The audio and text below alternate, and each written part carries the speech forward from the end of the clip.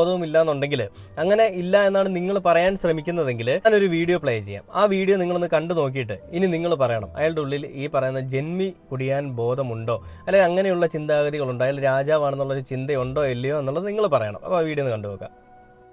എനിക്കിത് പറയുമ്പോൾ രാഷ്ട്രീയത്തിനപ്പുറം ഒരു ആവേശം വരും.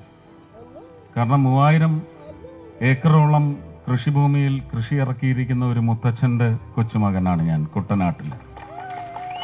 കണ്ടില്ലേ, 3000 ഏക്കറോളം കൃഷിഭൂമി കുട്ടനാട്ടിലുള്ള ഒരു മുത്തച്ഛൻ്റെ ചെറുമകനാണ് ഞാനെന്നാണ് ഇയാൾ പറയുന്നത്. അതെന്താണ് സൂചിപ്പിക്കുന്നത്? മുൻപിലിരിക്കുന്ന ആളുകൾക്കൊന്നും എന്തായാലും അത്രയൊന്നും കൃഷിഭൂമിയോ അല്ലെങ്കിൽ അത്രയൊന്നും ഭൂമികളോ ഒന്നും ഉണ്ടാവില്ല.